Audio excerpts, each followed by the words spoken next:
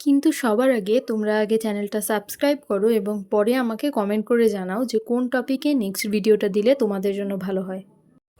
প্রথম কোশ্চেন হলো bracket series কোন অঞ্চলের পারমাণবিক বর্ণালী সৃষ্টি করে? এর অ্যান্সার হলো খ দাগ অবলোহিত অঞ্চল। দ্বিতীয় প্রশ্ন কোনটি উভধর্মী অক্সাইড? এর অ্যান্সার হলো Al2O3। নেক্সট কোশ্চেন কোনটিতে হাইড্রোজেন বন্ধন আছে? এর অ্যান্সার হলো NH3। 10 millilitre 0.5 molar calcium chloride দ্রবণের 5 মিলিলিটার 0.5 মোলার পটাশিয়াম ক্রোমেট দ্রবণ যোগ করা হলে ক্যালসিয়াম ক্রোমেটের KSP = 2.3 × 10⁻²। এটা আমাদের অঙ্ক করে দেখতে হবে।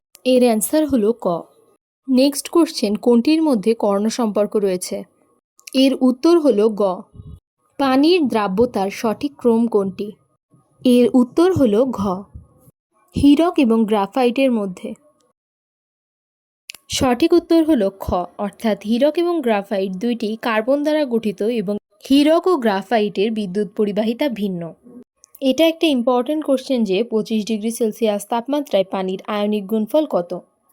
এর অ্যান্সার হলো ঘ, অর্থাৎ 1 × 10⁻14। লবণের দ্রবণের মধ্যে প্রথমে যুক্ত করা হয়েছে বেরিয়াম নাইট্রেট, সেখান থেকে তৈরি হয়েছে বি এর উপর HCl দিলে তৈরি হয়েছে C plus carbon dioxide plus পানি, যেখানে বি হলো একটি সাদা অদক্ষেপ। তাহলে সি যৌগটি কিসের সংকেত? এর উত্তর হলো খ, অর্থাৎ barium chloride.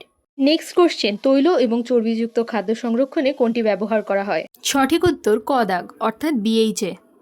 Next question IR রশ্মির ক্ষেত্রে সঠিক উত্তর গ, অর্থাৎ IR রশ্মি ধমনী এবং শিরাকে প্রশস্ত করে।